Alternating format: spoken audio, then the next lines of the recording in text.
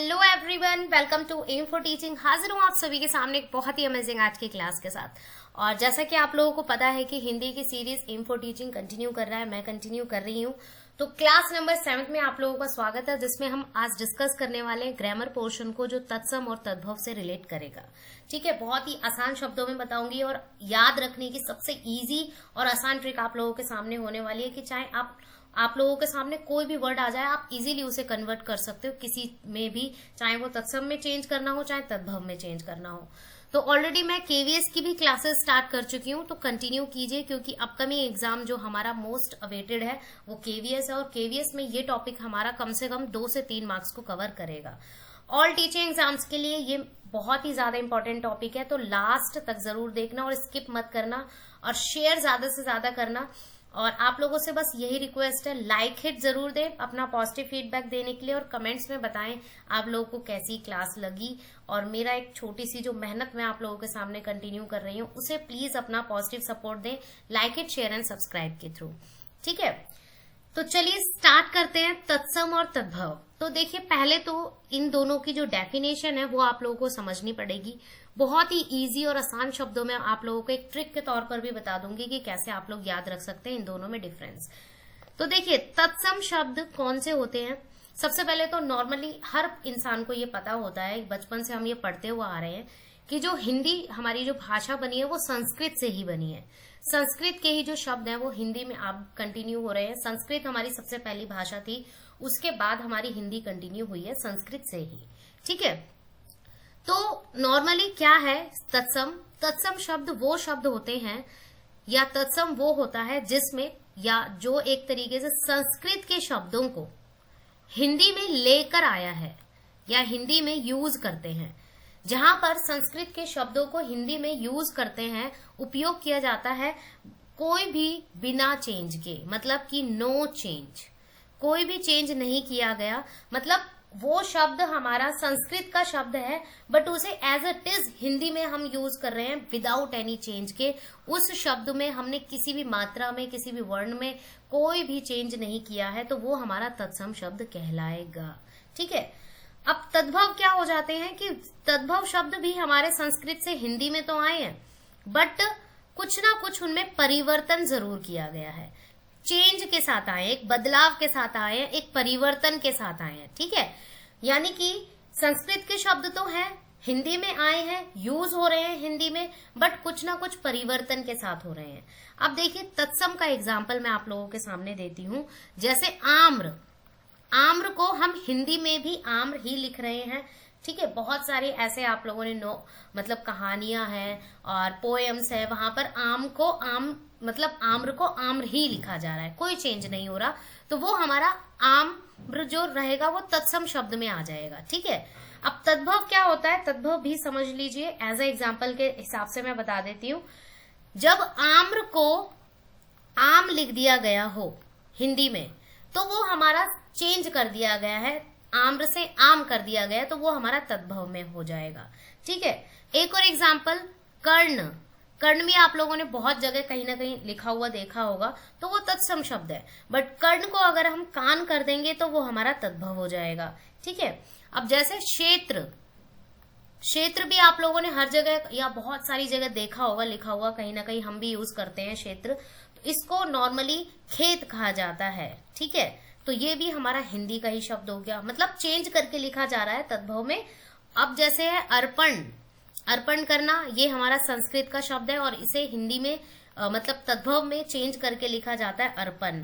ठीक है, तो नॉर्मली इन दोनों में जो डिफरेंस है वो आप लोगों को समझ आ गया होगा कि तत्सम में कोई भी बदलाव नहीं होता, कोई भी परिवर्तन नहीं आता, एज इट इज शब्दों का इस्तेमाल किया जाता है, और तद्भव में चेंज करके, यानी कि जो संस्कृत के शब्द है उन्हें चेंज करके उनमें बदलाव लाकर उनका यूज किया जाता है।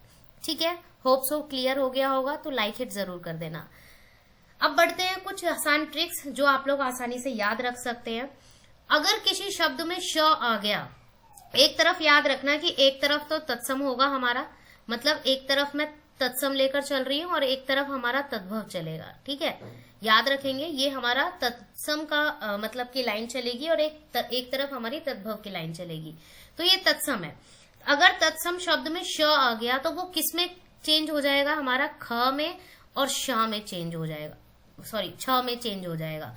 जो क्ष है वो ख और श में चेंज हो जाएगा, याद रखेंगे। ये हमारा तत्सम में आ जाएगा, तद्भव में आ जाएगा। अब एग्जाम्पल के तौर पे मैं आप लोगों को समझा देती हूँ।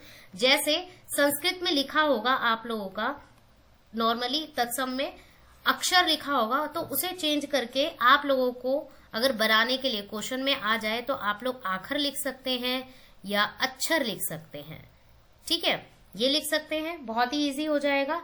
अगर आप लोगों के सामने पंछी आ गया, ठीक है, तो आप लोग बता देना कि ये तत्सम शब्द है हमारा, और इसे हम अगर तद्भव में लिखेंगे तो हम इस तरीके से पंछी लिख सकते हैं। बहुत ही इजी है। ये आप लोगों को पहला पॉइंट याद रखना है कि श को हम ख और छ में चेंज कर सकते हैं एक तरीके से, अगर तत्सम और तद्भव हमारे सामने है तो। दूसरी लाइन या दूसरा पॉइंट है हमारे सामने, ये भी हमारा तत्सम चलेगा, ठीक है, और एक तरफ है हमारा तद्भव। अगर तत्सम में श है तो उसे कन्वर्ट किया जाएगा किसमें, स में चेंज किया जाएगा। जैसे कहीं लिखा होगा शाक, तो वो हमारा किसमें चेंज हो जाएगा, साग में। ठीक है, अगर जैसे एक और एग्जांपल मैं देती हूं, दीप शलाका, दीप शलाका, जिसे नॉर्मली माचिस कहा जाता है, मैच स्टिक, और इसे हिंदी में लिखा जाता है दिया सलाए, दिया सलाई। ठीक है, तो ये चेंज हो गया हमारा, श का किसमें चेंज कर दिया है हमने, स में चेंज कर दिया है। तो एक तरफ हमारा तत्सम शब्द है और एक तरफ हमारा तद्भव शब्द है। अब फॉर एग्जाम्पल के लिए एक और हम ले लेते हैं, शिर, शिर को बोला जाएगा सिर। ठीक है, तो ये भी बहुत इजी और आसान ट्रिक है। होप सो आप लोगों को ये भी समझ आ गई होगी कि श को हमें स में चेंज करना है इस तरीके से। आप लोग बहुत सारे वर्ड्स खुद ही बना सकते हो, खुद ही मतलब कि ट्राई कर सकते हो, और कहीं ना कहीं हर इंसान ने 1st से 10th तक 12th तक तो हिंदी पढ़ी हुई होती है, तो उसमें बहुत सारे शब्द हमारे आए हुए होते हैं, ऑलरेडी यूज किए हुए होते हैं, तो उनको चेंज करना होता है बस। नेक्स्ट है हमारा पॉइंट, बहुत ही इजी और ये बहुत ही आसान है। जैसे ये हमारा, फिर से अगेन मैं और क्लियर कर रही हूं, तत्सम है एक तरफ हमारा, ये है तद्भव। ठीक है, अब देखिए अगर तत्सम में वन लिखा हुआ है तो आप लोग इसे कैसे चेंज कर सकते हैं, बन, बन चेंज कर सकते हैं, वन बोला जाएगा। ठीक है, अगर वक लिखा हुआ है तो ये हो जाएगा बक, जिसे हम बगुला बोला जाता है। ठीक है, हाँ बिल्कुल। और एक और एग्जांपल, जैसे विवाह, विवाह को अगर चेंज करना हो तद्भव में तो हम ब्याह लिख सकते हैं या लिखते हैं नॉर्मली। तो ये भी क्लियर है, होप सो इसमें भी समझ आ गया होगा ये वाला पॉइंट भी। देन है हमारे सामने, ण को न बनाया जाता है तत्सम में अगर है हमारे सामने तो तद्भव को अगर चेंज करेंगे ण को न बनाया जाता है।